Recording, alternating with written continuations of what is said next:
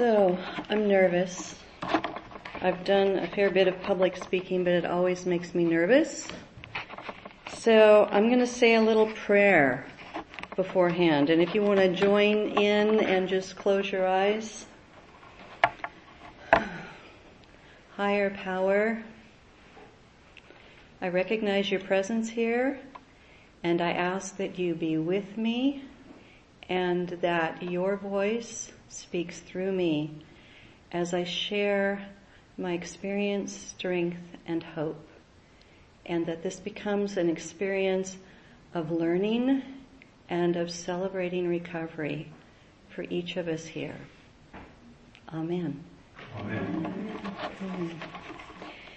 So I want to talk about my upbringing, my experience through the lens of boundaries. And as I explored how to do this, I ended up planning to share tonight a lot more about my story than I thought I would. I was born into a boundaryless ACA family, but it was hard to identify us as ACAs because neither of my parents really drank, except socially occasionally. I never saw my parents drunk. My mother saw her father drunk, and that's something I didn't know until just a couple of years ago. So we were this normal-looking family, and there were a lot of strengths. I mean, I had a roof over my head, I had food, I had clothes, I had a routine. All of that was really stable.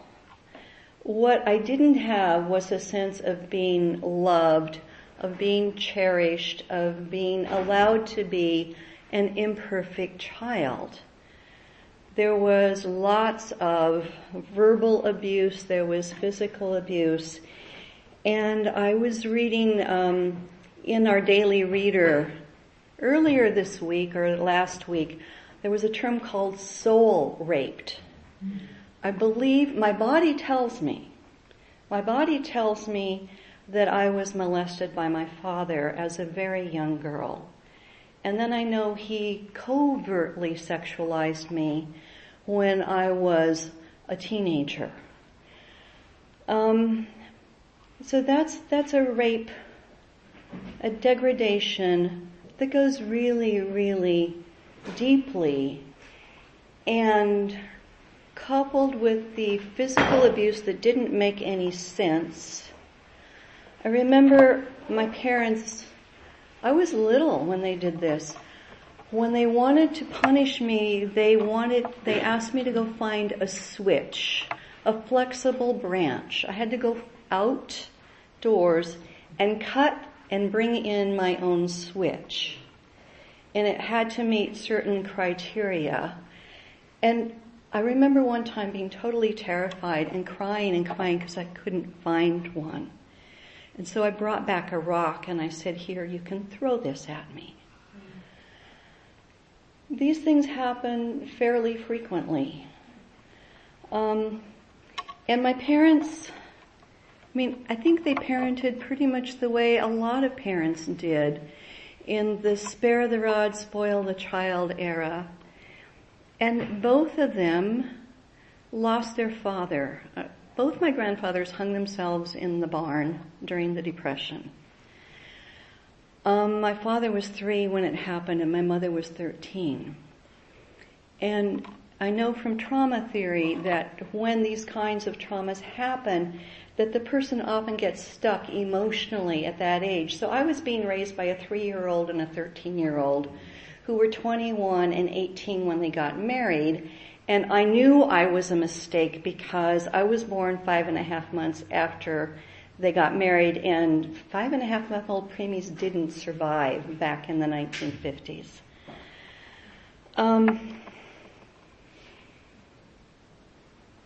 But to me, all of this was normal. I knew it sort of wasn't normal because I resented the punishment that didn't seem to measure up to what I had done. In fact, I don't remember any of what I did to provoke the punishment that I received. But I normalized it. And I took the strengths and I moved forward. Now, my parents were very controlling. Everything had to be run through them. I mean, I could pick my own clothes, but I couldn't decide not to eat everything that I put on my plate. I could pick what I would wear that day, but my mother bought my clothes. And so when I went to college, and all of that structure and all of that oppression fell away, I began acting out. And I was acting out the toxic shame. I became promiscuous. I became a nurse, which was a codependent, we say in nursing that's a diagnosis for codependence. So I became really good at caretaking. And I stayed in denial about all of this, somehow justifying in my mind that I deserved this punishment, even though I couldn't quite make sense of it. I normalized it, and even though I was exposed to John Bradshaw and his work, that wasn't my family because they weren't alcoholics. And I hadn't heard of ACA, and we didn't have the Red Book back in those days. At the same time, after graduate school, I started growing spiritually, and I found a spiritual home that meant a great deal to me and deeply, deeply connected to my higher power, to infinite presence, and to a spirituality that was open at the top and non-dogmatic, which was a wonderful antidote for the kind of structure and rules that I had grown up in. At the same time, because I was still in denial and I hadn't really recognized the extent of the damage that had been done to me, there's a thing called a spiritual bypass, and I think in some ways I was on a spiritual bypass, even though I had a deep connection to Source. I thought that my religious path could handle everything. I didn't know that I needed recovery. And so I kept bouncing in and out of relationships, and I managed to have some long-term relationships, but then when those ended, I would go back to trying to find the love that little child was searching for in any relationship. And it didn't work. Amazingly, right? At the same time, my family relationships, especially with my parents, were a mess. I was acting out with them. My mother was trying to exert even more control. And when I went back to visit, it was full of conflict, full of shaming. And at one point, she interrupted a family dinner because I didn't come clean up the kitchen exactly when she wanted. She was screaming at me at the top of her lungs, and my father stood up to defend her. And so I vowed not to go back to my parents' home. And I stayed away from their home for about 7 years. And my sisters knew about this, and they backed me up, and we held family gatherings at their homes instead. But then I bottomed out. My spirituality grew so much that I became a minister and I started a church. It was an extremely satisfying career.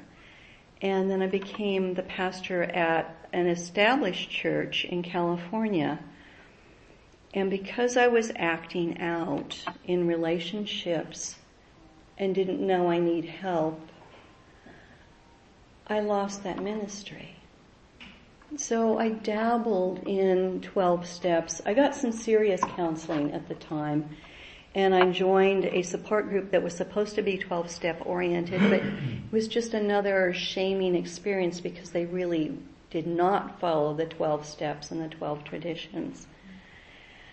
And then I got into a long-term relationship, and I moved to Ventura.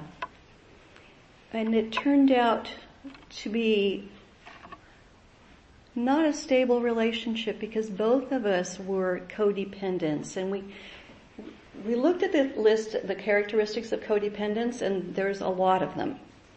And the ones that he wasn't, I was, and the ones that I wasn't, he was. And then there were middle ground where we both were.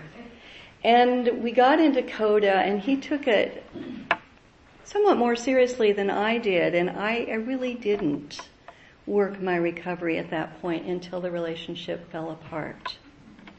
So that's when I got serious. And I learned about boundaries in CODA. Boundaries, what a concept. I hadn't been taught boundaries. Even though I had begun exerting them at times, I didn't feel solid in how to do that. And I didn't feel worthy that I should be able to set a boundary. And I didn't have any skill in how to set a boundary.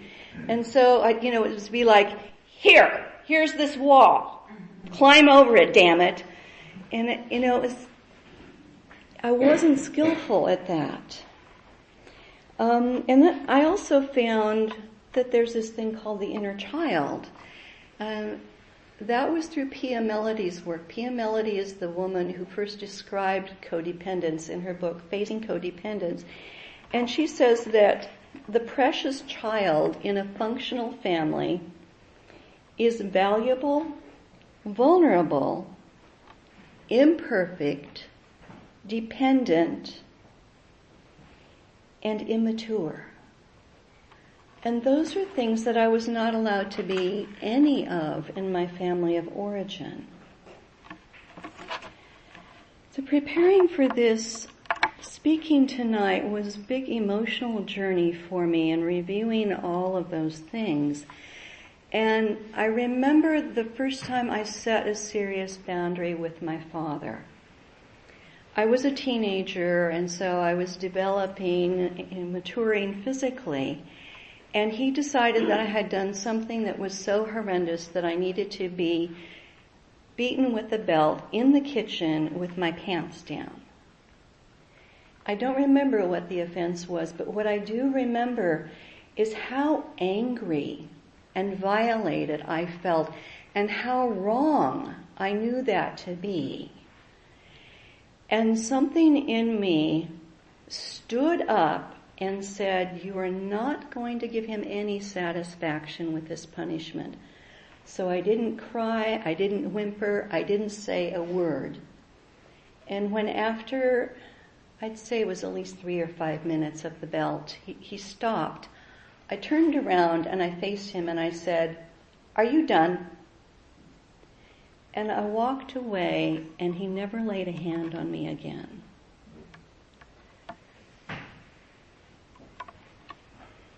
But that's an extreme way to set a boundary with that kind of anger. And it works sometimes, but is it a functional way to set a boundary? At that point, I didn't even know how to ask those questions. I didn't even know that there were these kinds of questions to ask.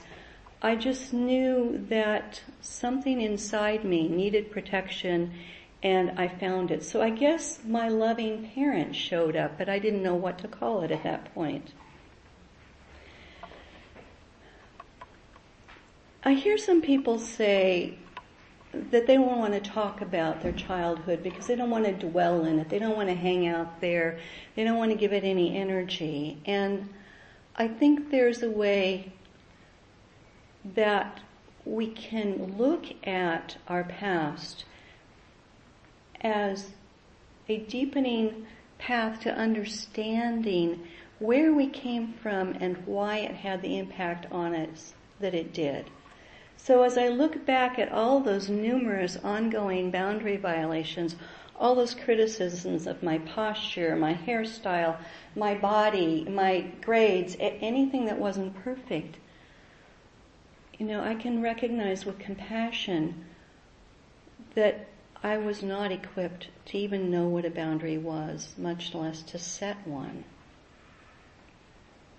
And so it helps me approach now with a sense of gentleness and self-forgiveness.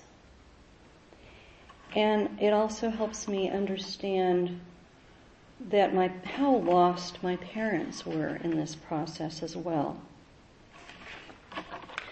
Then I looked at ACA and what we say about boundaries. And of course, the laundry list, when I looked at it in the sense of how it reflected my lack of boundaries, I found these characteristics, number 1, 2, 3, 5, 6, 7, 11, and 12, all lined up. So 7 for many of us, when we read it in the room, I see many people nodding. We get guilt feelings when we stand up for ourselves instead of giving in to others. 5, we live life from the viewpoint of victims and are attracted by that weakness in our love and friendship relationships.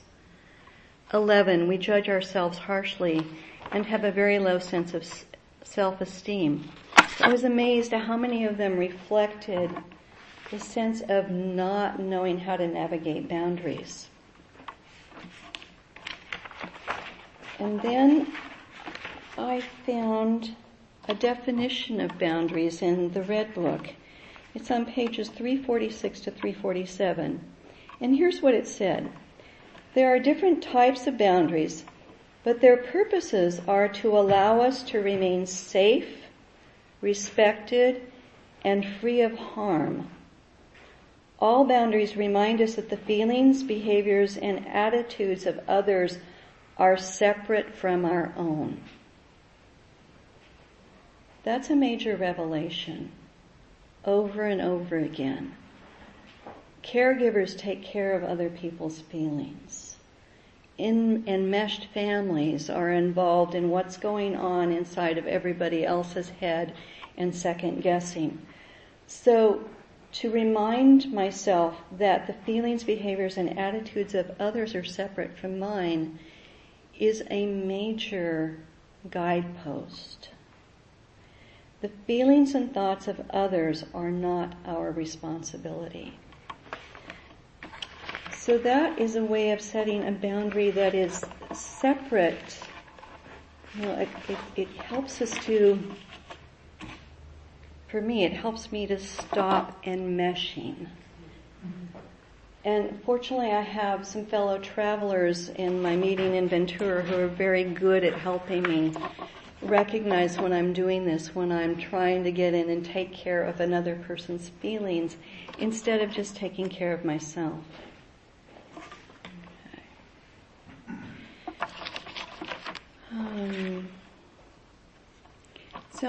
As I was thinking more about boundaries, I think about boundaries as a practice of emotional sobriety. When we can set boundaries in a sane and balanced way, when we can set them without being a victim or a perpetrator, when we can state them as a request instead of a demand, those are arenas of emotional sobriety. And man, do I struggle with that. So when I struggle with boundaries, these are questions that I like to ponder. When I feel violated, when I feel like, oh man, somebody just crossed my boundary, is that my ego speaking, or is that my sense of inner integrity that's been violated? And when it's my ego, then I need to take a look at what I can do for self-care, what I can do to take care of this situation within myself instead of projecting it out onto the other person. Another question I ask is, what need am I seeking to meet? And, when I can define the need, then that helps me set the boundary clearly, or it helps me understand, you need to meet that need yourself, not ask somebody else to help you with it. A third question is, how important is this? How important is this issue? I had a boss once, and I was complaining to her about a project that we were engaged in, and how people were opposing us, and she said, "Yeah, I see that, but is this the hill you want to die on?" She said, "These things have a way of working out. You figure out how it needs to be done, and I will help you with the system issues." But I've always remembered that. Is this the hill that you want to die on? Is this issue, where I'd like to set a boundary and chew at somebody, is it that important? Or can I just can I apply the serenity principle and accept the situation as it is and grow within myself instead of setting a boundary? Another thing that's really important in setting a boundary, and I think this particularly applies for me and my family of origin, maybe to others of you in this room too, is this a sane person that I'm going to try to set a boundary with? Because I'm sure we've all had this experience when we try to set a boundary with a person who's not safe, who's not sane in the sense of knowing what a boundary is and where your boundary begins and their boundary ends. It's just a practice in frustration. And so I'm still struggling with that. One of my sisters I'm very close to, I set a boundary with her once. She was being righteous and judgmental, and I said, "There you go again, you're doing that thing about always being right." And we tried to resolve it, and by that time I was so dissociated, I was no use to anybody. And we set it aside. And the next morning she got up and apologized to me because she said, "I didn't realize that dynamic was going on in our relationship as well." So when I expressed that boundary to her, she was sane enough to look at it and look at her part, and our relationship has grown because of it. My other sister had the opposite reaction when I was telling her, when she shamed me, I didn't like it, and she said, "Well, if I can't share my opinion with you, then that means that you don't accept me the way I am. And then we can't have a relationship." So I'm still struggling with, how do I set a boundary with this sister? Mm-hmm. And maybe I only set it within myself and recognize, if I'm going to be around her, these things might happen, and maybe I practice not reacting.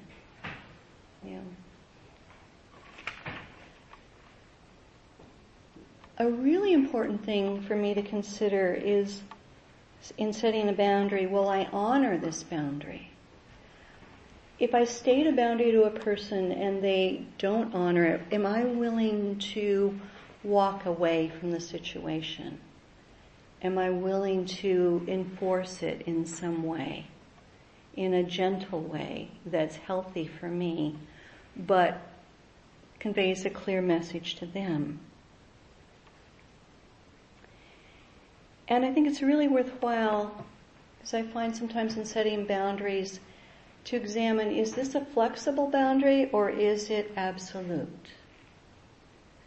Am I setting down a wall here or a picket fence? Is my boundary now one that's going to stay the same, or as I gather more information, can it shift? Can there be a dialogue and an exchange about this boundary? And some boundaries are able to be flexible, I find, and some are not.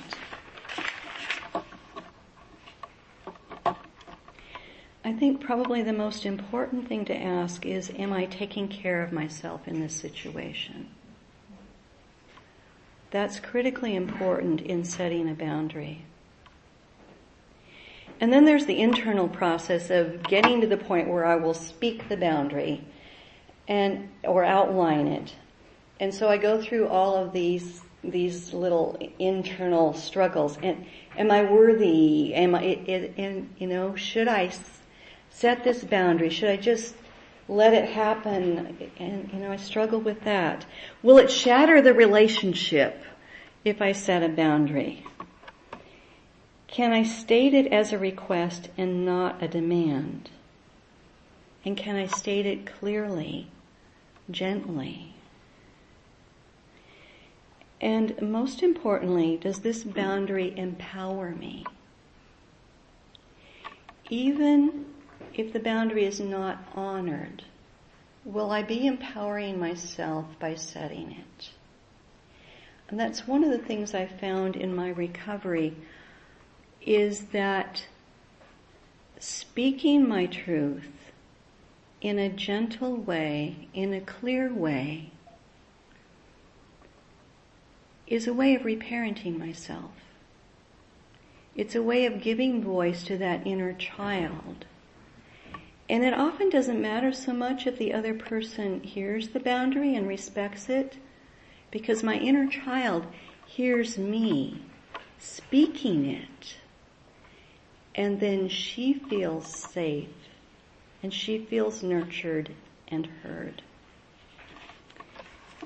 So this is a kind of a talk that might open up all kinds of questions and dialogue, and it's certainly not something that I think we ever finish. I think this setting boundaries, negotiating boundaries, navigating the territory that allows us to have the strength to set boundaries is an ongoing recovery that we do one day at a time. And it's a journey that's never done. Thank you for being my fellow travelers.